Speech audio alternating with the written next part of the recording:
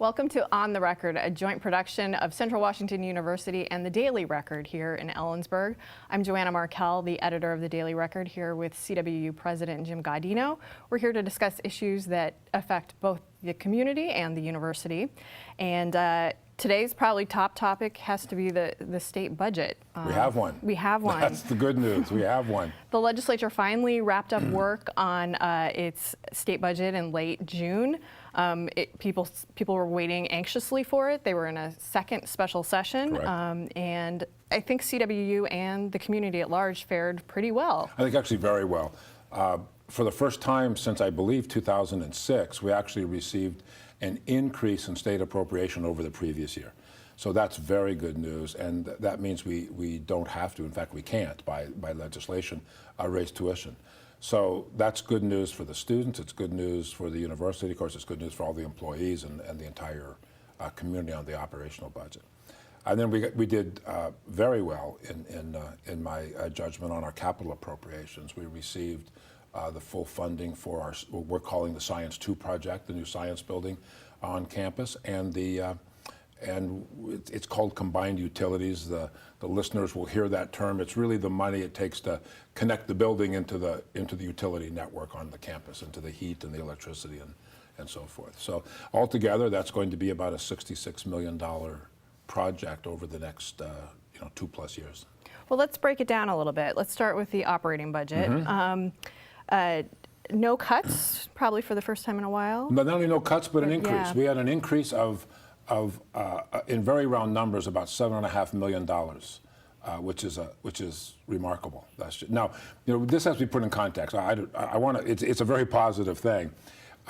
It's still about $50 million less than we had in 2009 or 2008, 2009 budget year. So those couple of years, 2009, 2010, 2011, I mean, the state cuts just dropped us into a hole, and we're building out of it. But we're building out of it, obviously, much smaller increments than we cut it. But it's positive in that it's a positive budget of about $7.5 million. So that's fantastic. Somebody was asking me, okay, if we were here at probably when the recession started, and we were here at the very low point, where are we now? Oh, we're about 3% higher than we were at the low point. So it's we were here, we dropped to here, and this budget brings us to here. Okay, but better than I mean, the last really 4 years, every year has been a drop, and now we're starting to move up, which is very, very good. So it's the amount of money, very roughly, that a 6 to 7% tuition increase, and had the state have not been able to increase the allocation, we would have had to raise our tuition by about 6 or 7%. This doesn't make us do that, doesn't require us to do that. So it's very, very positive news for everybody. So the state actually said no tuition increases. The state said no tuition increase for this year, and then they said basically they said we'll go back to normal next year in our tuition setting authority, and we'll see. So how does that affect the budget you had been working off of for this coming year?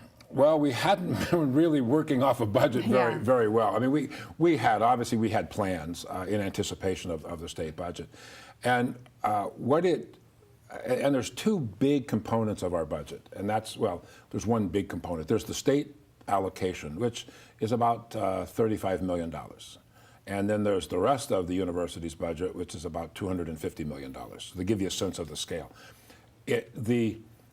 you always run the fear. You have the fear. You run the risk when you start raising tuition. Most of that $250 million comes from the providing of student services, either instructional services, room and board sorts of activities. So you always fear that as you raise prices, at some point you're going to start dropping in volume, if you will, to use kind of a business analogy. So those predictive models become a little scary when you start raising tuition by big amounts. This lets us have better predictive models. We're more confident that we'll be able to enroll the number of students that it's going to take to make our budgets. Okay. So it's all good. I mean, that's a very, very positive thing. And even if you start looking at, even if we had to raise our tuition 5% next year, if you look at over the 2 years, I'd be saying 2.5 per annum, which is way different than the 14% we've had for the last 4 years. Right. What about faculty and staff salaries? I can't talk too much about faculty salaries because we're actually at the table, and it would be inappropriate to talk outside of the table about those. We had always planned in our budget analysis, really for the last at least 3 years, we've been planning for salary increases for staff and faculty, everybody, all employees at the university. Those have been factored into our assumptions beginning the year that we're sitting in right now, beginning July 1st of this year. We haven't been able to act on any of that because we haven't had a budget from the legislature. On July 19th, our trustees will meet to approve a budget. So as a very technical matter, the university doesn't have a budget until the trustees approve one. And they will do that on the 19th, and then we'll go ahead and announce the staff salary increases, and we will, as soon as we're done at the table with the faculty, obviously those will be announced. But we're still bargaining with them. Okay. And that's actually a change. It hasn't been a raise. By legislation, we haven't been able to give raises for 4 years now. So there have been 2 biennia that we've had a law that says you can give no salary increases. We've wanted to at Central. Most universities have wanted to. We just legally have not been able to. So we very much want to get on a pathway of it's a fair thing to do because our cost of living is going up.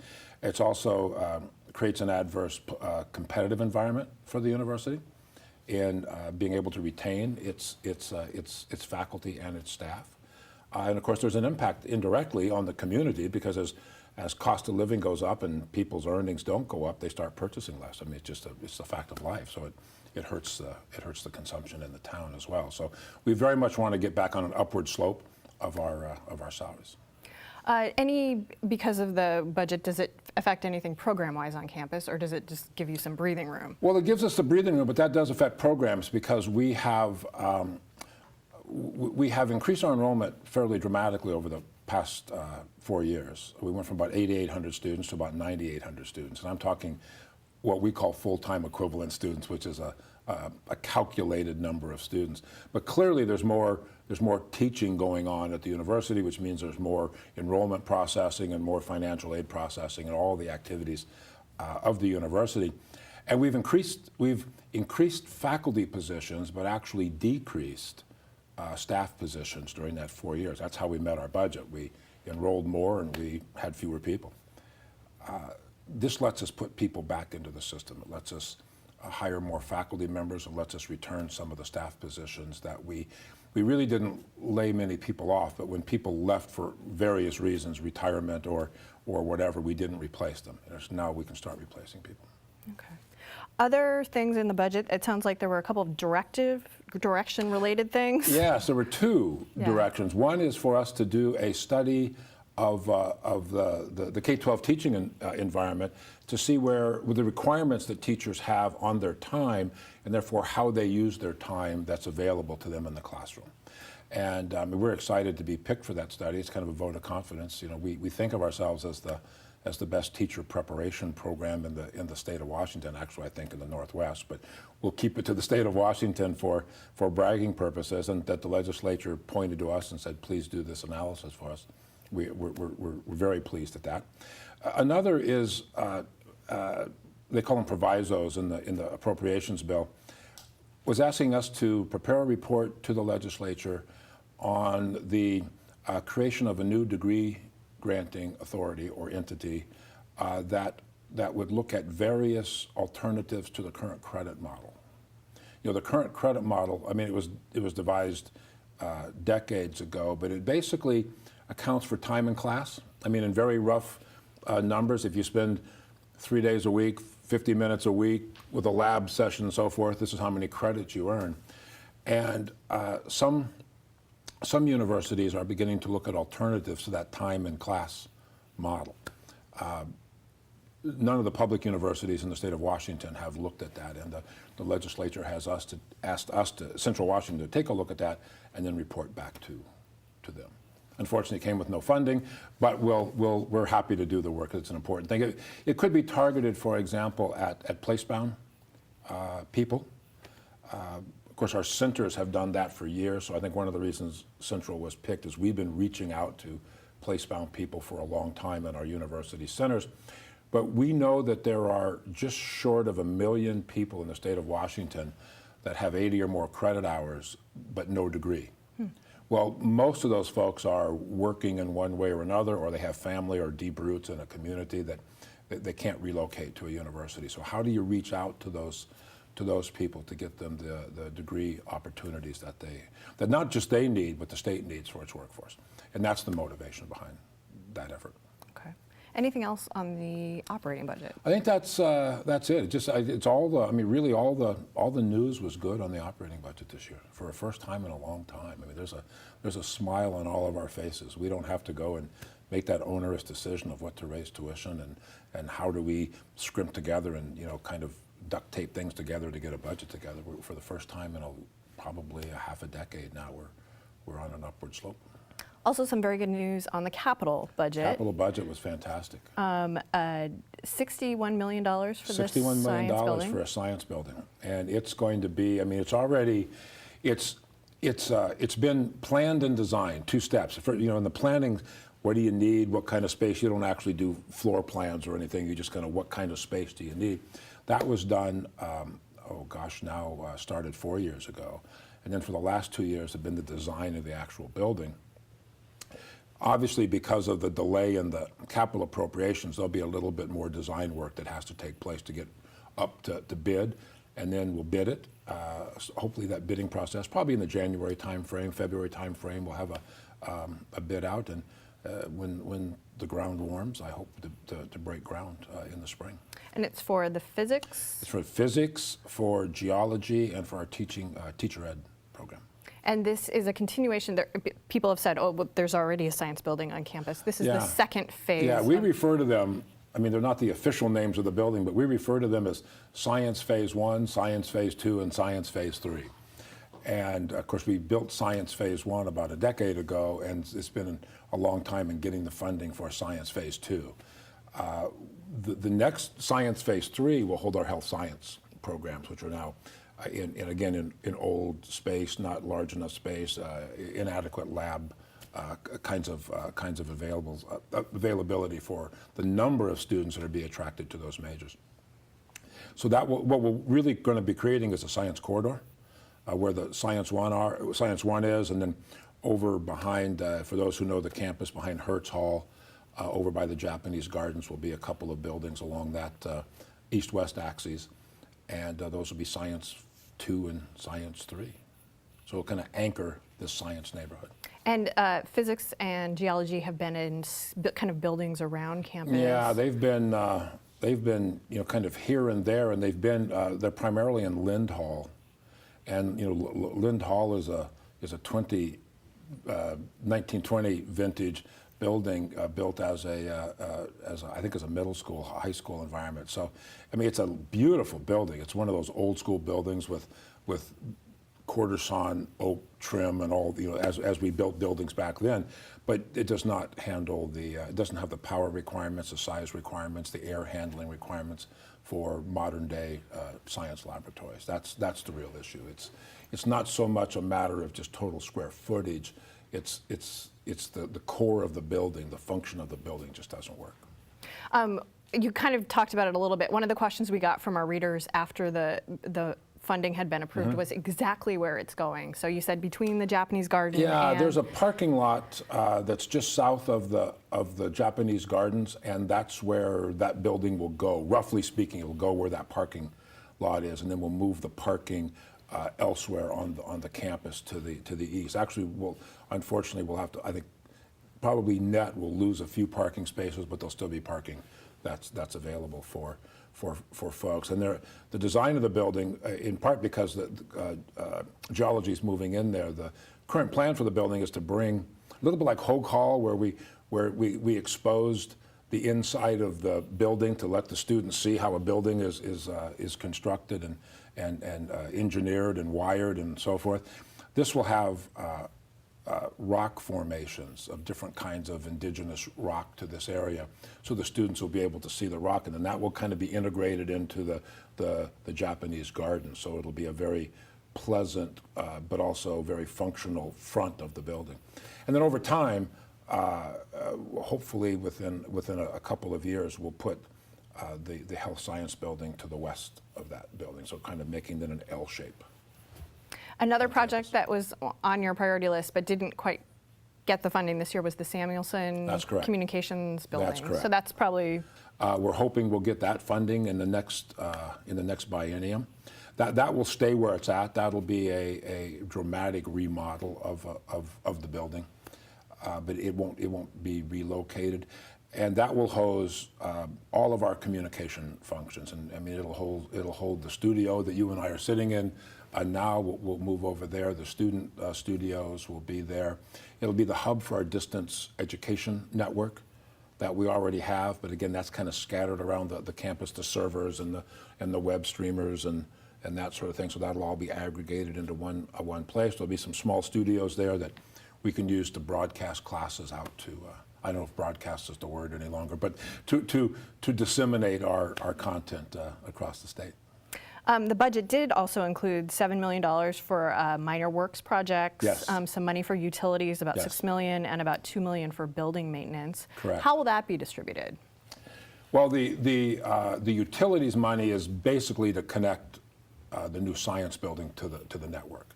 There's restrictions at the state funding of literally how many feet away from the building can you use the money appropriated for the building, and it's not very far. It's like 8 feet from the building. So we have to have money to obviously to get utilities to that site. And we've been doing some of that work already of getting utilities to that general area. Now we'll have to connect them.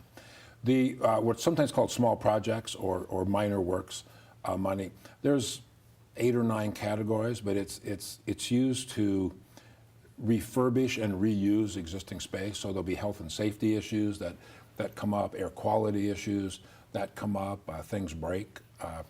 Sometimes in a laboratory we'll find a new that we have to change the water piping in a laboratory because of changing standards or increased enrollment. So it's used for that sort of day-to-day changes on a campus. One of the things in that pot was supposed to be some money for the Chimpanzee and Human Communication Institute. Correct. There was about $2 million. Like 1.9, I believe, are correct. Yeah, about $2 million. What will happen with that chunk? That will be reallocated across those other categories in that budget. One of the things we'll be looking at, and I said that slowly because it's going to be complicated. We now have to look at repurposing that building. What's the next use? So some of the money could still go to that building, but for reasons we don't quite understand yet, because we have to figure out a use and then what the cost of transforming that is. It's a very, very specialized building. I mean, it was built to house and care for a population of chimpanzees. What it's going to take to turn that into a different kind of building is unknown yet, and we won't really dive into that seriously until the chimpanzees have vacated it, because they're there, and we have to be very careful about if the word is trespass in the building, because you don't want to disturb the chimpanzees. You don't want to have too much contact with them for fear of infecting them with any viruses that we might be carrying, colds or whatever. So we'll wait until they're out, and then we'll go in there and with architects and engineers and figure out what needs to be done. And for people who aren't aware, there are some plans. The nonprofit group that I guess technically owns the chimps. They own the chimps, correct. Plans to move them to Canada because the numbers have diminished, so that they need to be in a They need larger to be in a group. larger community, Yeah. and I think, there's different people have different standards, but the smallest community that anybody even talks about is 5. We have 2, so we'd have to bring 3 new chimpanzees into the community.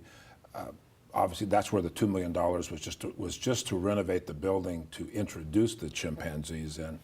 But then there's all sorts of operational costs, and the owners of the Friends of Washoe decided it's really best for the 2 chimpanzees who are older. You never know how successful the introduction of new chimpanzees into a group is going to be. That it'd be best to move them to a similar facility to ours in Canada. And that work is in progress. It's a matter of the Canadians issuing the permits, I believe they call them, to accept the chimpanzees into Canada.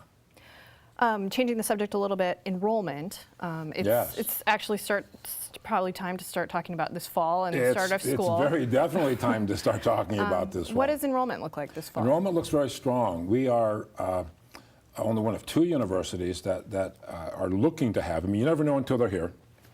Like you never know until the 10th or 15th day of the year, then they're here.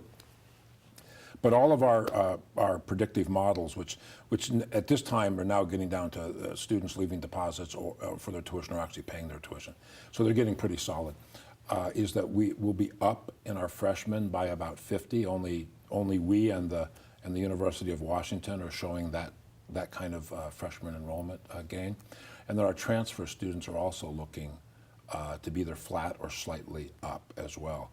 So we should have a greater head count. That is, there'll be more students at Central Washington University in terms of the individual students than we had this past year. You never quite know what our total student credit hour generation is going to be, because now students have to decide if they're going to take 12 credits, 15 credits, 18 credits, and that's always a bit of a variable. But it looks good. It looks very, very strong. We're very, very pleased. We're also showing, there's a couple other factors that are signs of health. We call it yield. That's students that we accept to the university and actually come. We had the highest increase in what's called yield. That is, most other universities saw a drop and they'd make a letter of offer to a student and they wouldn't come. We actually saw an increase in the number of students who we offered admission to that are coming to Central. That's a very positive sign that the word about the quality of the place is getting out. The other very positive quality, and it's related to that yield rate that I thought, we're now the second most selective university in the state.